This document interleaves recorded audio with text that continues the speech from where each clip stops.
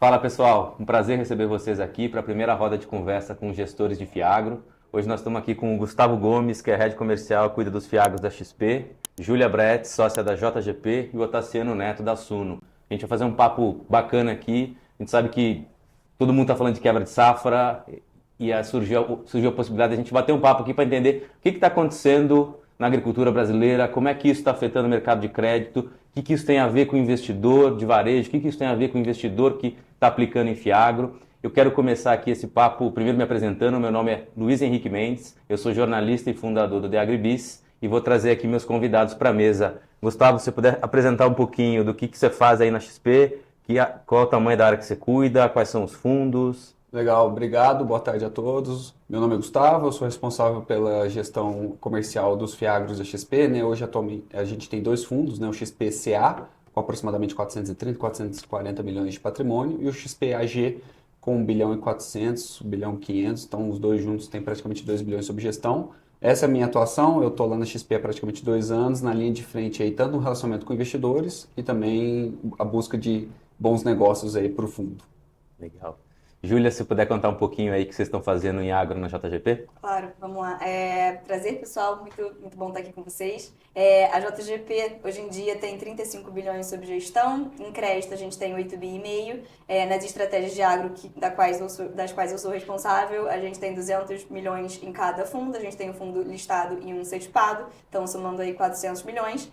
Sou responsável pelas estratégias agro e de ESG e estamos aí desde novembro de 21 com o nosso listado na rua, fazendo certificado no ano seguinte, nessa mesma jornada aí que o Gustavo. Maravilha. Otaciano Neto, head de agro da Suno, tem o Snag, estão lançando um fundo de café. Conta um pouquinho aí do que vocês estão fazendo. Legal, Luiz. Primeiro, obrigado por você estarem aqui, né, recebendo o Luiz, recebendo o Gustavo, a Júlia. Super privilégio tê-los aqui na Suno.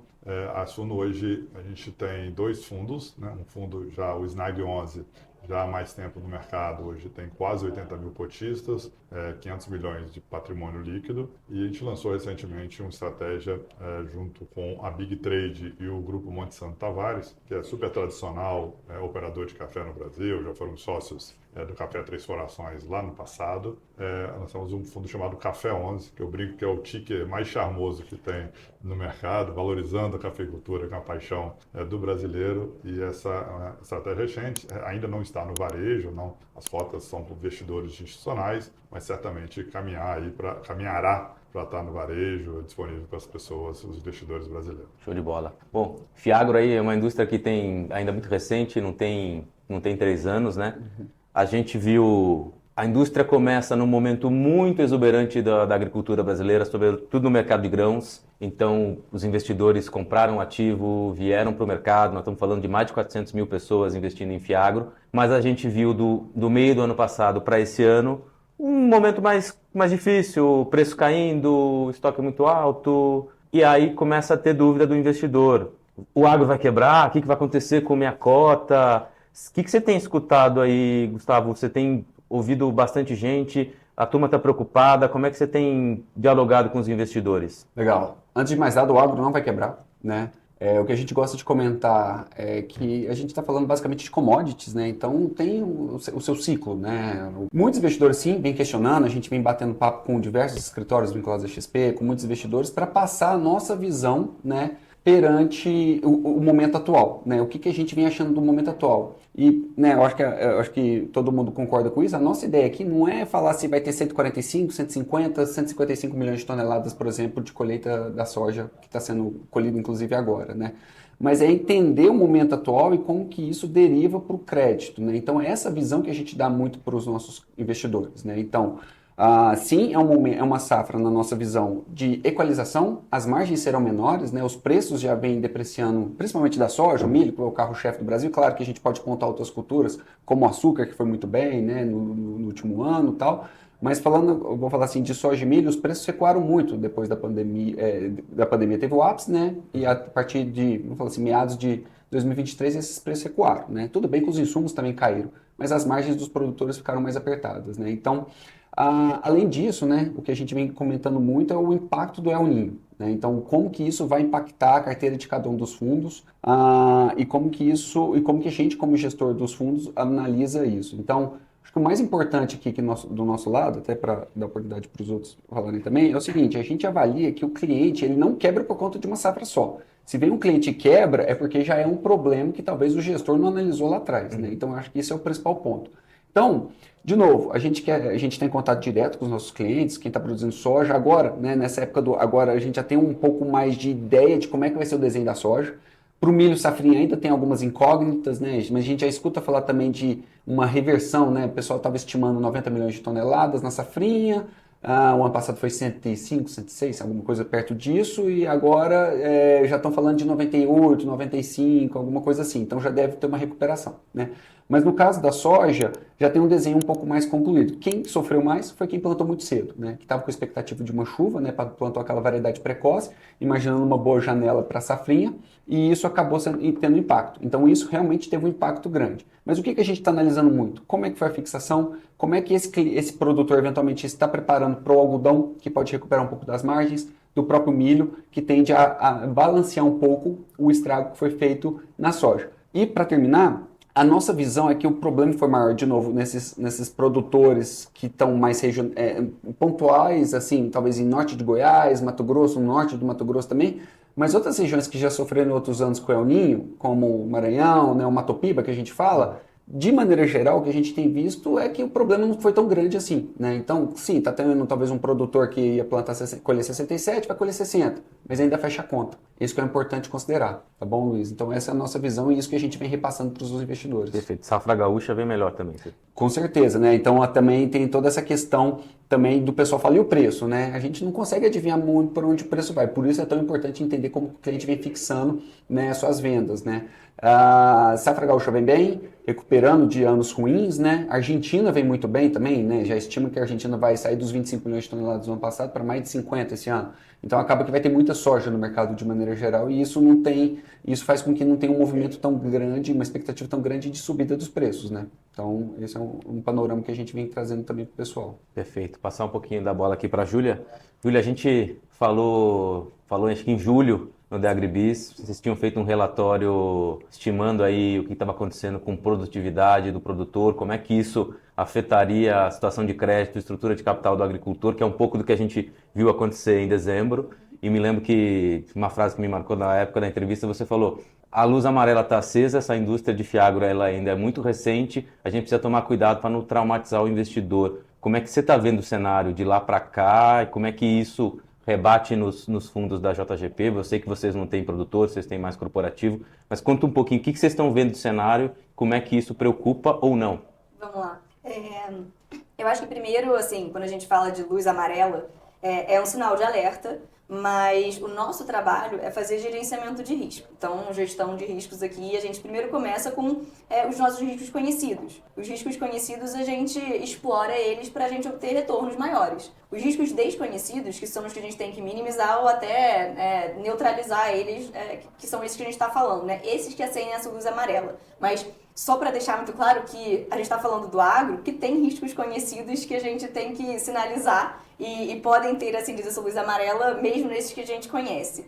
E aí essa gestão de risco contínua, monitorada, que a gente sabe qual que é a exposição que a gente tem, em quais níveis de qualidade, né, do produto, a gente consegue explicar isso para todos os nossos cotistas, ainda para dizer que não passamos desse sinal amarelo, não atravessamos o sinal, mas ainda assim a gente tem que olhar o que está acontecendo. E o que está acontecendo? A gente tem aqui risco de liquidez, então risco de inadimplência, e a gente tem risco de solvência. O risco de solvência seria uma perda permanente de capital.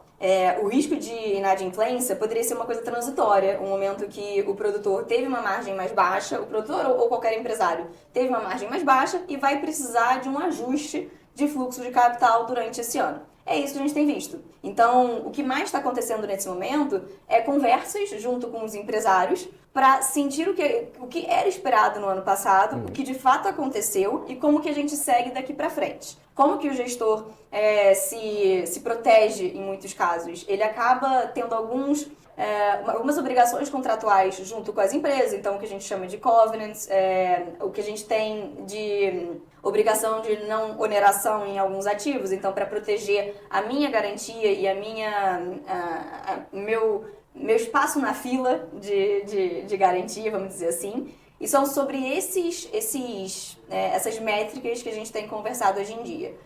Muitas vezes o gestor, por um conservadorismo, ele estabelece algumas obrigações junto com o empresário, seja operacional ou financeira, ou então, por exemplo, uma obrigação que a empresa tem de cumprir uma alavancagem durante o ano. Por um momento de margem mais baixa, ele pode ter passado um pouco disso. É o momento do gestor identificar se a tese de investimento continua a mesma ou não. Se a gente tem que punir a empresa de alguma forma, se é entendível que é marginal esse aumento, é pontual, transitório, e se a gente consegue continuar nessa tese. Então, o que eu acho esse sinal amarelo deve ser um momento em que você identifica o estilo de gestão e o gestor tem que ter muita calma para passar por esses movimentos, porque é preciso ficar confortável no desconforto. Algumas dessas conversas são desconfortáveis de ter. E eu aqui até faço um apelo, né, pro empresário, pro produtor do campo. Tenha essas conversas o quanto antes. Não tenha medo, não fique com vergonha, porque o quanto antes você sentar na mesa com quem está te financiando, com qualquer contraparte que você tenha, primeiro, você não fica numa fila que daqui a pouco vai ficar muito grande e ninguém vai te dar atenção. Segundo, demonstra muita boa fé e não perde a confiança da sua contraparte. E terceiro, a sua contraparte tem tempo para criar uma solução para você e para ela, para que vocês sigam juntos até a safra seguinte. Então, é esse caminho que eu vejo de...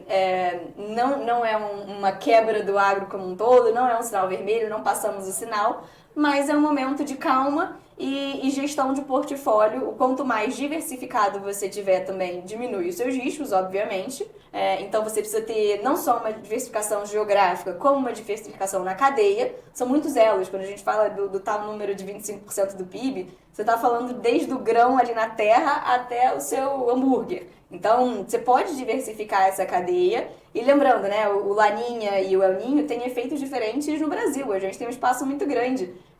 Não é muito correto você simplificar e dizer que o agro vai vibrar por causa de uma safra. 2 safras. É um setor cíclico que o investidor está conhecendo. Então, eu acho que o importante aqui, o primeiro lugar, é educar os nossos investidores, os nossos cotistas e demonstrar a nossa capacidade de gerenciamento de riscos. E como é que vocês têm visto, vocês estão recebendo muita mensagem? Eu vi que a indústria em geral, as cotas andaram muito mal de dezembro para cá, tem fundo que negocia abaixo do patrimonial, o que não faz muito sentido, mas é o que acontece no mercado. Como é que vocês estão, de onde é que vocês estão recebendo? Qual é a maior preocupação do investidor nesse momento? O que vai quebrar? Eu acho que essa é a pergunta principal e como você falou, a gente não investe em produtor rural diretamente, então eu acho que é um elo da cadeia que é muito fragilizado em momentos de ciclo mais baixo. Eu diria que eu acho que o Gustavo explicou, então passamos aqui por um ciclo de alta de preços, tivemos muitos produtores que expandiram a área, se alavancaram, tomaram dívida quando o CDI estava 2, CDI foi para mais de 2 dígitos e a gente tem um momento de ciclo de baixa de margens. Então, quem está mais fragilizado e quem tem menos capacidade e pricing power, né, para discutir com todos os seus stakeholders, seja fornecedor, seja credor, quem tem menos essa possibilidade está mais exposto. E é nisso que a gente acaba não tendo exposição atualmente. E até um dado, né, de novo, é sinal amarelo, mas que é interessante, até do Serasa, que tem uma estatística recente de quantas RJs foram pedidas no ano passado até setembro, né, no terceiro trimestre. A gente teve um aumento de pessoa física, produtor rural. A gente teve 80 pedidos ano passado, até o terceiro tri. Esse número de 2022 foram 20 pedidos. Então, assim, demonstra que tem aqui um aumento significativo de risco, especialmente nesse elo que eu diria que é mais fragilizado. Perfeito. Passando aqui o Tassiano Neto, que é um dos mais vocais defensores aí da indústria de Fiagro. Acho que desde a criação, quando eu conheci o Tassiano, ele já vinha falando esse é um negócio que vai pegar, o Brasil precisa de uma alternativa privada para financiar o agronegócio. E aqui na Suno você tem no portfólio Boa Safra, você tem clientes da Boa Safra, você tem leite, você tem café mais recentemente. Como é que você está vendo aí esse cenário? Você viu inadimplência, não está vendo inadimplência? Para onde é que a gente vai no mercado de agro? Legal. Então, contexto geral, Luiz, assim, se pegar o agro brasileiro, né, nós temos 5 milhões de produtores rurais. Desses 5 milhões de produtores, nós temos 400 mil responsáveis por 86% do valor bruto da produção agropecuária. A Júlia traz o número do Serasa de 80 RJs. Assim. Então, olha a distância que nós temos. Vou pegando só os produtores mais competitivos. Né? De 400 mil que produz praticamente tudo no Brasil, nós temos 80. Isso é insignificante perto do volume total de produtores rurais no Brasil. Quando a gente olha o mercado de capitais também, a carteira de crédito do agro do Brasil, a demanda do produtor rural em torno de R$ 1 trilhão ano. Desse 1 trilhão, nós temos entre 10% e 15% no mercado de capitais, que são os CRAs, CDCAs e os FIAGROS, mas tem muita sobreposição nessa conta, né? Tem muitos CRAs dentro do FIAGRO. Então, por isso que eu estou no número, ninguém cravou esse número no mercado ainda, mas eu calculo algo em torno de entre 10% e 15% no mercado de capitais. Então, evidentemente, assim, que todo investimento existe risco, mas no agro, né, olhando do ponto de vista do investidor do FIAGRO, assim, eu acho que o barulho tem sido muito maior do que efetivamente os problemas que nós estamos tendo. Eu trouxe o primeiro dado da questão da RJ perto do tamanho do produtor rural brasileiro, o tamanho do mercado de capitais está exposto na indústria de crédito rural no Brasil, né, menos de 15%. Então, efetivamente, e aqui dentro de casa, a gente está monitorando, evidentemente, fazendo esse acompanhamento quase que diário, mas muito confortável com a nossa carteira. Assim, tem uma frase que eu gosto muito do Rodrigo Rodrigues, filho do ex-ministro Roberto Rodrigues, ele fala assim, a agricultura não quebra, quem pode quebrar é o agricultor. E é verdade, assim, as vantagens competitivas que tem no agronegócio nacional são gigantes. Não existe um setor tão competitivo no Brasil do que o agronegócio. Não existe um setor tão internacionalizado como o agronegócio. Não existe um setor tão exposto ao dólar quanto o agronegócio. Assim. São muitas vantagens. Para a gente ter um problema estrutural no Brasil, eu acho que poucos setores sobrariam. Assim, vai acabar com muita coisa antes do agronegócio. Então, evidentemente, existem casos pontuais, né? Mas longe de ser um problema estrutural, um problema estrutural da indústria, sabe? São casos pontuais por problemas, sabe, trouxe também, né? A gente tinha, o cara já vinha com problemas e agora, caiu o preço das commodities, caiu a produtividade, tem problema, não é o ninho, gente que tem problema, mas a gente está confortável, eu não tenho dúvida que eu acho que isso não abala o investidor. Você tem o investidor que sai rápido por causa do barulho, vê barulho grande, sai, mas você vê um outro tipo de investidor que viu que caiu abaixo do valor patrimonial e compra, sabe? Então, para mim, o ano de 2024 vai ser outro excelente ano de captação e de crescimento dos FIAGROS como esse instrumento fundamental para financiar a agricultura brasileira. E como é que vocês na Suno acompanham a qualidade do crédito, tanto quando é produtor rural quanto quando é empresa? A gente, sim, além das informações, né, que a gente busca direto com as empresas, a gente usa sistemas. Então, hoje a gente usa Serasa como um fornecedor, nós usamos Adiagro como um fornecedor e vai juntando todas as informações, né? Presença em campo permanente, visitando os nossos clientes. Eu faço muito, acho que 60% do meu tempo rodando o interior, fico 40% do meu tempo aqui dentro da empresa, 60% rodando, fazendo todas as análises, acompanhamento permanente dos nossos clientes e também usando inteligência, né? Acho que a gente está a gente desenvolveu muito no Brasil ao longo dos anos inteligência para interpretar os riscos individuais dos CPFs, né?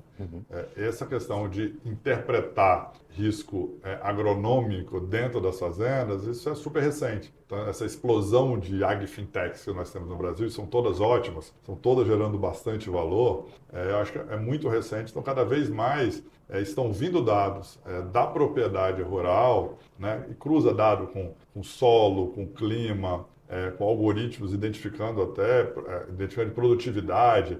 Ah, mas tem erro ainda, não foi perfeito, tem 10%. Gente, a gente não tinha nada. Se está com erro de 10%, é um avanço impressionante. Acho que essas tecnologias estão ajudando muito e vão ajudar cada vez mais o mercado de crédito como um todo, seja o mercado bancário, seja o mercado de capitais, em aperfeiçoar a identificação desses riscos e o monitoramento. Então, eu falo permanentemente com as fintechs, sou super incentivador e elas são fundamentais para nós crescermos o mercado de capitais no financiamento do agro no Brasil. Bacana. Deixa eu falar aqui de um tema, nas conversas com gestores sempre aparece, tem gestor que só dá crédito corporativo, como é o caso do pessoal da JGP, tem gestor que só faz produtor rural, tem gestor que faz produtor rural, que faz crédito corporativo, acho que o XP faz um pouco disso. Sim. E começando aqui com o Gustavo, parte das coisas que de vez em quando o gestor que está fora do crédito ao produtor rural diz, eu não vou entrar no produtor rural, por quê? Porque o produtor rural que está chegando no Fiagro é o produtor rural que já não conseguiu crédito no banco. Então eu não vou dar crédito para ele porque ele já é um cara mais arriscado. Como é que você que faz crédito para os dois olha para alguém que diz isso? Ótima pergunta. E posso te confessar que é o oposto, completamente. Pelo menos nos casos que a gente tem dentro dos nossos portfólios. Por quê? A gente primeiro nomeia como produtor, mas quase na totalidade não, todos hoje, produtores rurais presentes nos nossos fundos, são CNPJ. Esse é o primeiro ponto. E com exceção de um que está em processo de governança para balanço auditado, todos os outros têm balanço auditados. Ou seja, a gente já exigiu um nível de transparência e eles já têm, não por conta especificamente dos fiagros, esse quesito. Por que eles foram atrás de um fiagro, de uma primeira emissão de CRA? Para justamente aumentar o leque de oferta de crédito deles. Entendeu? Então, isso é importante, porque quando a gente vê um produtor, e até é uma medida talvez para a gente de análise de crédito, de liquidez, é acompanhar a bancabilidade desse produtor. A gente quer produtor, empresa, aí eu acho que não diferencia. Então a gente quer muito acompanhar qual o nível de acesso a linhas de crédito que esse produtor ou empresa tem, né?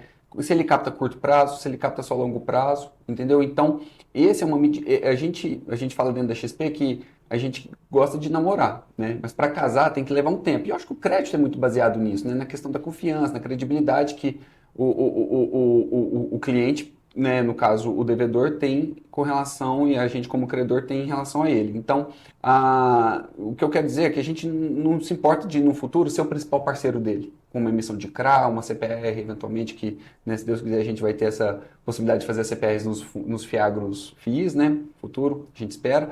Mas, então é isso. Então, foi justamente o oposto.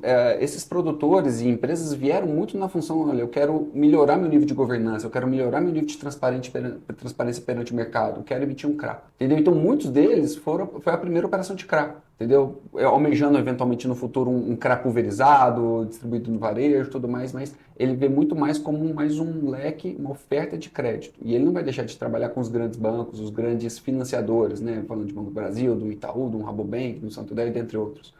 Né? E porque também a gente vai exigir isso dele, olha, você tem que permanecer com sua bancabilidade em um nível aceitável aqui, né? Porque no momento talvez como esse, no momento de baixa, né, ele tem ter acesso a linhas de crédito mais de longo prazo, né, que os fiagros em sua maioria vêm com essa intenção, vai auxiliá-lo na questão da liquidez, né, de melhorar enfim, o perfil, né, de liquidez dele, jogar dívidas lá para frente, com outras safras ele consegue amortizar e enfim, gerir de uma forma mais tranquila o momento de baixa, como a gente vem passando aí no ciclo das commodities. Perfeito. Você falou na nossa primeira pergunta aqui de fixação, se olhar como é que o produtor, se ele está fazendo hedge, se ele está vendendo antecipado, o que é importante para ter uma previsibilidade do fluxo de caixa dele. Existe alguma, na hora que você desenha um produto para um produtor rural, um CRA para um produtor rural, ele tem alguma cláusula, um covenant baseado em venda antecipada? Não, até porque também, se a gente travar, na nossa visão, né, se a gente travar isso, talvez limita ele de aproveitar eventuais oportunidades, né? Primeira coisa, que na nossa visão, que referente à fixação, é travar os custos, né? Então, comprei lá meus insumos, né, o meu pacote, semente, defensivo, insumos, e com isso eu já fiz a venda vinculada, até para travar moeda, muitas coisas, para não ficar nessa volatilidade eventualmente de moeda, que pode corroer margens, né? Mas a gente vai muito mais no sentido de ver a governança, a gestão dele, para não ter a bola de cristal. Vou vender na hora que a soja bater 180. Muita gente esperou, né? Achando que a soja lá em algum momento ia bater mais que isso, dependendo da praça, e depois só caindo, né? E aí ele que tinha uma possibilidade de fazer uma margem boa, um exemplo aqui hipotético, a 150, 160, teve que vender a 120. sabe, em casos assim, isso acaba acontecendo, produtores que não têm essa gestão, que não têm essa governança. Então, travei ali os meus custos e durante o meu plantio eu vou acompanhando o desenvolvimento da soja e vou fixar até 70% da minha expectativa de produção. Isso para a gente é receita de bolo, entendeu? No ciclo da soja, ali na hora que eu for pré-colheita, eu consigo travar mais 10, mais 15%. Eu sempre vou deixar uns 10 a 15% a mercado porque tem justamente um risco de quebra de safra e aí eu não vou ter essa soja para vender. Então a gente acompanha e o produtor já entendeu essa linguagem, entendeu? Então a gente também comenta que o fazendeiro, o produtor, que ele viu que tão importante quanto ele ter uma saca a mais, reduzir o custo de produção, é ele ter um gestor financeiro, um CFO, né, lá dentro de casa, que vai saber lidar com o mercado, vai falar a língua do mercado e vai possibilitar ele a ter acesso a linhas de crédito mais interessantes, mais alongadas, com um custo atrativo. Então, essa é um pouco da dinâmica que a gente faz com esse setor, né? Principalmente o produtor rural. Perfeito. Júlia, falando um pouquinho de crédito para corporações de agro, que é bastante do que tem no portfólio de vocês. Vocês não têm produtor rural, não tem um impacto direto da queda da soja na empresa em si, mas você tem revenda agrícola que no ano passado foi um ano difícil, começou o ano com um estoque de fertilizante caro e abarrotado, o produtor não antecipava a venda, foi um cenário bem complicado, as revendas precisaram devolver produto para as fabricantes. Vocês têm do outro lado o pessoal da FS que o milho mais barato é matéria-prima mais barata para produzir etanol. Como é que vocês olham setor a setor de agro para escolher, esse negócio eu vou investir? Boa. Eu acho que por ser esse setor tão grande e a gente ter essa diversidade tão grande do que a gente pode investir, eu acho que você tem que primeiro você poder ter essa saída e entrada dos setores ao longo do caminho. Eu acho isso muito importante. Então, a gestão ativa para a gente é muito importante. Falando de quais setores, eu acho que tem tanta opção que ao longo do caminho a gente vai vendo qual vai estar mais interessante no momento. Então, vamos lá, você falou de algumas aqui que eu vou só comentar. Revendas, por exemplo. A gente entende que grandes revendas têm uma capacidade de negociação com todos os fornecedores ou clientes muito maior do que aquelas pequenas e regionais. Então, no momento em que o cliente não quer receber o insumo e ele precisa conversar com o fornecedor dele para falar, não vou receber agora porque eu não vou vender. Ele precisa ter essa capacidade, então escalabilidade é muito importante para um business desses. Então, a gente prefere revendas maiores, que tem esse poder de barganha para falar com o fornecedor dele, tentar espremer ao máximo o prazo do fornecedor para ele não receber enquanto ele não vender. Então eu acho que escolher a sua maçã, né? Tem um setor muito grande, mas aqui a gente procura por escalabilidade. Você precisa, como o Gustavo falou, de bancabilidade, então também com as empresas.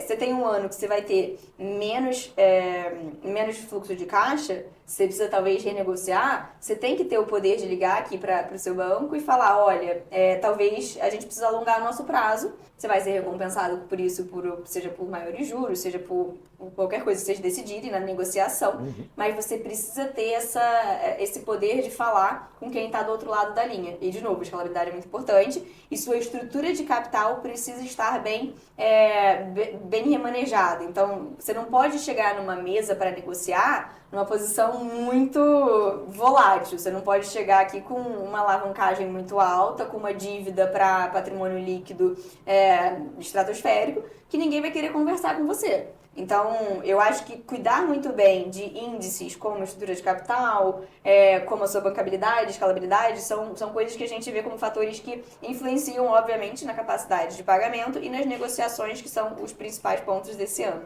Perfeito. Tassiano, voltando aqui falar um pouquinho de Suno, vocês começaram na área de sementes, com um portfólio na área de sementes, com o CRA da Boa Safra, e nas últimas emissões começaram a diversificar o fundo, tem lácteos, tem café.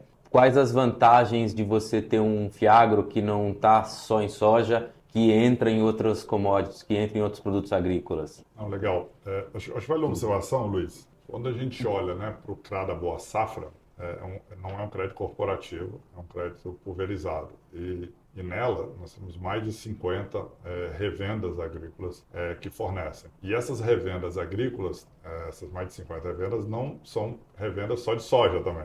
Elas estão atuando nas suas mais diversas regiões, em regiões de soja, mas também com outros produtos. Então, o que eu quero dizer com isso? Assim, parece, né, quem olha a casca, que de fato é um risco de soja, e é um risco muito mais pulverizado do que um risco de soja. A gente mesmo errou na comunicação durante muito tempo, quando anunciava a cada boa safra, parecendo que só tinha boa safra ali. Mas eu acho que Mas agora vocês estão abrindo, né? abrindo isso. Agora acho super saudável exatamente poder diversificar. A gente, acho que tem uma expressão que as pessoas gostam de falar, que é agnóstico, né? Assim, a gente não tem priorização ou por produtor, ou por revenda, ou por indústria. A gente quer olhar bons clientes, né? Vou dar um exemplo, acho que é um exemplo ótimo, assim, que é o exemplo da Leitíssimo, né?